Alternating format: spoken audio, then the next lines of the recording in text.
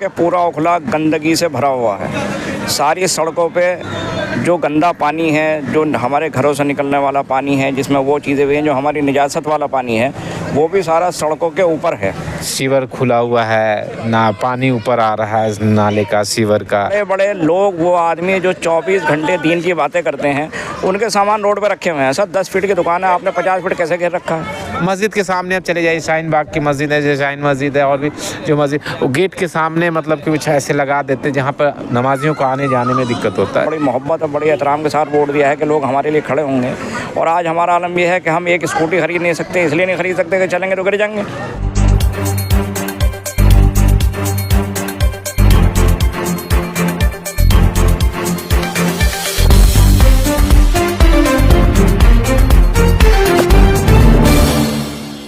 दोस्तों, रमज़ान का मुबारक महीना जारी है।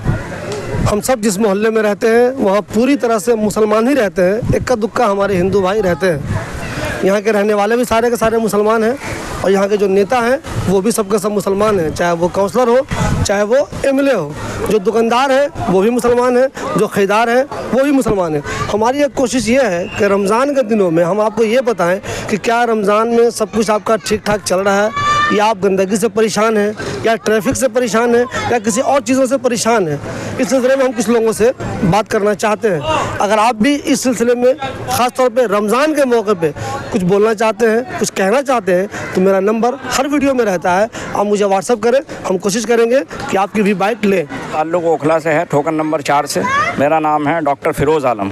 फिरोज़ साहब, ये बताइए, रमज़ान में ख़ास तौर पे जी मुसलमानों का मोहल्ला, हम सब चाहते हैं कि रमज़ान बिल्कुल साफ़ सुथरा होना चाहिए, अच्छा रहना चाहिए, नेता मुसलमान, लोग मुसलमान, तो क्या आपको लग रहा है कि यहाँ सब कुछ सही तरीके से चल रहा है? देखिए सर, रमज़ान और रमज़ान से पहले के जो वाक़यात हैं उसके हालात ये हैं कि बेहतरी तो एक तरफ है नहीं बिल्कुल भी, और ये मामला जो है और गड़बड़ होते जा रहे हैं। आज का जो दौर है, आज का जो टाइम है, जो आज की तारीख़ तक मामला है, उसमें ये है कि पूरा ओखला गंदगी से भरा हुआ है। सारी सड़कों पे जो गंदा पानी है, जो हमारे घरों से निकलने वाला पानी है, जिसमें वो चीज़ें भी हैं जो हमारी निजासत वाला पानी है, वो भी सारा सड़कों के ऊपर है। और ये कोई ऐसी बात नहीं है जो बिना देखे कही जा रही है। मेरी अपनी क्लिनिक जो है वो ठोकर नंबर 8 पे है, आलम हेल्थ केयर क्लिनिक के नाम से। मेरे पास वीडियो भी हैं जो मैं आगे भेज चुका हूँ, बहुत लोगों MCD में भेज चुका हूँ।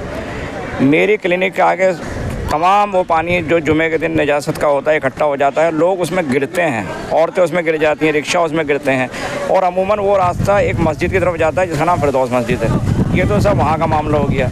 उसके अलावा हम अगर कहीं भी निकलते हैं तो जगह जगह गटर खुले हुए हैं, जगह जगह सड़कें खुदी हुई हैं, जगह जगह जो है वो बीच में जो स्लैब है वो टूटे हुए हैं, किसी का पैर निकल जाता है, कोई गिरने के लिए उसमें मजबूर है। उसके अलावा अगर इसके बारे में मालूम करा जाता है तो लोग कहते हैं साहब ये काम चल रहा है बहुत बड़े पैमाने पे। अरे भाई, काम चलते अच्छा, आपने एमएलए की टीम या फिर काउंसलर से बात किया? सर, मैं 4 नंबर पे जब पाइप पड़ रहे थे तो मैंने मालूम करा, उस वाक़े को 3 साल हो चुके हैं। मैंने कहा ये पानी का क्या मामला है? तो उन्होंने कहा कि साहब ये बस पानी आने वाला है, जो उनके 4-5 लोग खड़े रहते हैं उनमें पानी आने वाला है। मैंने कहा कहीं AGR होगा, कहीं से आप इसे कनेक्ट करेंगे, कहीं से पानी लाएंगे। तो बताया जाता है जो प्राइमरी स्कूल है उससे पानी लाया जाएगा। अब प्राइमरी स्कूल में कोई पानी का इंतज़ाम नहीं है। प्राइमरी स्कूल जहाँ था वहीं पे है, वो पाइप भी पड़ के ज़माना हो गया, उनमें फिर कूड़ा करकट इकट्ठा हो गया। तो ऐसे आवाम को धोखा देना, वो भी वो लोग जो अपने लोग हैं सारे, जिन्हें हमने बड़ी मोहब्बत और बड़ी एहतराम के साथ वोट दिया है कि लोग हमारे लिए खड़े होंगे। और आज हमारा आलम यह है कि हम एक स्कूटी खरीद नहीं सकते, इसलिए नहीं खरीद सकते कि चलेंगे तो गिर जाएंगे। हम अपने घरों के अंदर से बाहर निकलने से डरते हैं, अपने बच्चों को बार फ़ोन करते हैं कि भाई कोई गड्ढे में तो नहीं गिर गया। लेडीज़ रिक्शा से गिरती हैं, लोगों का सामान गिरता है, ठेलों वालों का सामान गिरता है।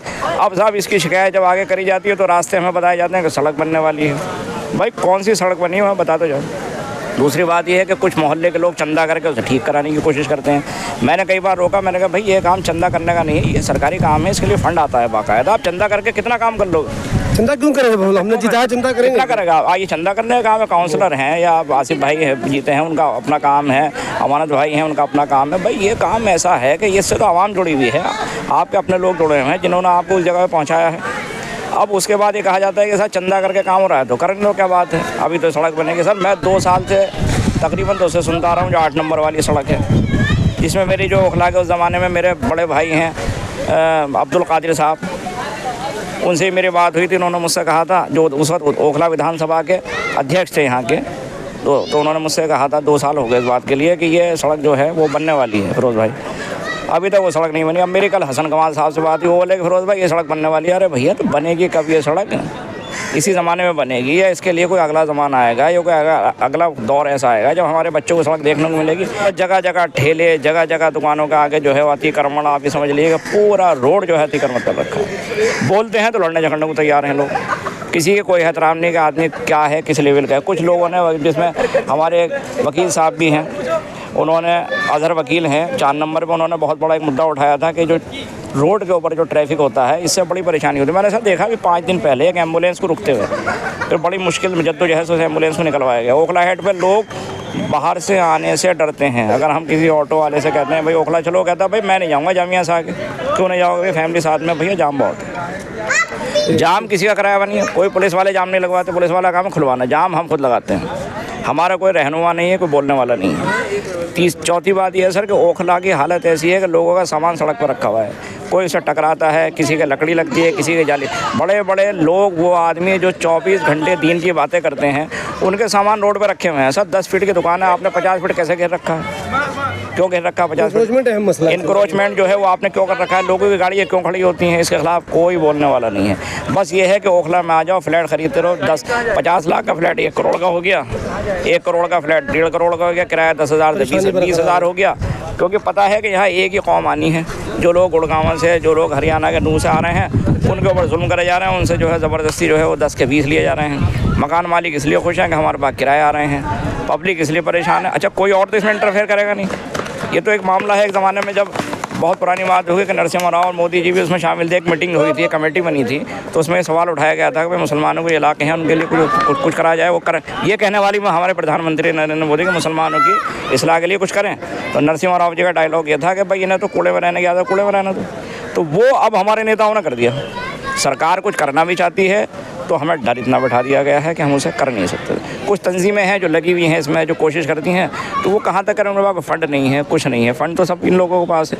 अब कहीं का कूड़ा उठवा दिया साहब, तो वो कूड़ा उठवाने से तो मामला बनता नहीं है ना। पहला ध्यान ये है कि हमारे पास सड़कें हों और ट्रैफिक जो है, जो इंक्रोचमेंट है वो सही हो, ट्रैफिक क्लियर हो, और जो ओखला के अंदर इधर ठेले लगे हुए हैं, जो थोड़ा क्रिमिनल लोग आ गए हो, इकट्ठे हो गए हैं, उनका काम गुंडागर्दी करने के अलावा और कुछ है नहीं, तो बदनाम कर दिया गया। ये इलाका जो किसी ज़माने में जामिया के लिए और पढ़े लिखे लोगों के लिए पहचाना जाता था। मेरा तो ताल्लुक़ यहाँ से ज़्यादा पुराना नहीं है, मैं तो ज़िला बिजनौर से हूँ और अभी कुछ ज़माने पहले है, लेकिन पुराना जो मेरे यहाँ लोग रहने वाले हैं, मैं देखता था कि ये इलाका जो है बहुत मशहूर था पूरे हिंदुस्तान के अंदर। इसलिए नहीं कि सीए की वजह से, इसलिए मशहूर था कि यहाँ तालीम याफ्ता लोग रहते हैं, यहाँ अच्छे पढ़े लिखे लोग रहते हैं, यहाँ बहुत ही ज़िम्मेदारान लोग रहते हैं। लेकिन आज हालत ये है कि अगर हमारे यहाँ से कोई आ जाता है मिलने के लिए, तो हम उसे वहीं रोक देते हैं कालिंदी कुंज पे कि भाई इधर मत जाओ, हम है नहीं, यहाँ बाहर है। क्योंकि हम उसे क्या दिखाएंगे? सिर्फ गंदगी, कूड़े, सड़कों पे पड़ी हुई जो निजासत और दुनिया भर की बदतमीज़ी, गालियाँ और भीड़, क्या क्या है हमारा। ये तो ये लोग ज़िम्मेदार लोग जो हैं, ये अगर आप लोगों की आवाज़ से या आप लोगों की कोशिश से इनके अंदर जो थोड़ा सा भी अगर इंसानियत जाग जाती है ज़रा सी भी, और ये लोग थोड़ी सी भी करते हैं कि चलो भाई आज कोई परेशानी है, थोड़ा थोड़ा करें, स्टेप बाय स्टेप करो आप काम को, स्टेप बाय स्टेप होगा इंशाल्लाह, तो ये मसले हल हो जाएंगे। मेरा नाम तबरेज़ है। कहाँ रहते हैं तबरेज़ साहब? मैं शाहीन बाग में रहता हूँ। तबरेज़ साहब ये बताइए, ये रमज़ान का महीना चल रहा है, हम लोग जिस मोहल्ले में रहते हैं पूरी तरह से मुसलमानों का मोहल्ला है, तो आम दिनों में भी सफाई तो यहाँ रहनी ही चाहिए। हाँ। लेकिन रमज़ान में आदमी उम्मीद ज़्यादा करता है यार साफ़ सुथरा होना चाहिए, रोड साफ़ रहे, नाला साफ़ रहे, रोड भी, लोग भी ठीक रहे, वो डिस्टर्ब न करें। तो आप इस ताल्लुक से क्या कहेंगे, क्या सब कुछ ठीक है रमज़ान में? नहीं, ऐसा तो कुछ नहीं है। मैं जैसे पहले देख रहा था मतलब कि नॉर्मल डेज़ में सेम ऐसा है, और सफाई का तो कोई ऐसा ये नहीं है कि रमज़ान में स्पेशल कुछ सफाई का अभियान कुछ हुआ हो और कुछ ऐसा, तो ऐसा कुछ नहीं है कि 100%। तो आपको क्या लग रहा है, लोग काम नहीं कर रहे हैं, जिनकी जिम्मेदारी है वो नहीं कर रहे हैं काम? बेशक ऐसा कोई रमज़ान के मसले से आपने बोला कि स्पेशली रमज़ान में सफाई का ध्यान बेशक होना चाहिए। मुसलमान का पूरा मोहल्ला है और इस इतना उम्दा रमज़ान का महीना आया, तो इसमें सफाई का इन जो ज़िम्मेदारान लोग हैं उस पर ज़्यादा ख़ुसूसी तौर पे इस पर तवज्जो डालना चाहिए। तो ऐसा तो कुछ दिख नहीं रहा है अभी तक। तो 4-5 दिन में रमज़ान में जब आप गुजरते हैं, घर से निकलते हैं, बाज़ार भी जाते होंगे, मस्जिद भी जाते होंगे, कहीं मार्केट में, जो लोकल मार्केट हम लोग, तो इस बीच आपको क्या क्या परेशानियां नजर आती हैं? देखिए, परेशानियां तो एक सीवर खुला हुआ है, ना पानी ऊपर आ रहा है नाले का, सीवर का, और दूसरी चीज़ें हैं कि एक मतलब कि जो है ना, ये जो मतलब मार्केट के एरिया में है, जो बहुत सारे क्राउडेड मतलब Encroachment type हाँ, वो ज़्यादा कुछ बढ़ गया है, उसको थोड़ा कम और सबको एक सिस्टम एक बनाना चाहिए, जो इधर ये नहीं है, लोगों को तकलीफ होती। मस्जिद के सामने आप चले जाइए, शाहीन बाग की मस्जिद है, जैसे शाहीन मस्जिद है, और भी जो मस्जिद, वो गेट के सामने मतलब कि कुछ ऐसे लगा देते जहाँ पर नमाजियों को आने जाने में दिक्कत होता है। तो ये सब चीज़ों पर थोड़ा सा जो जिम्मेदारान लोग हैं जो वहाँ पर के कुछ, उनको ध्यान देना चाहिए। स्पेशली ऐसा कुछ है नहीं यहाँ पे कुछ।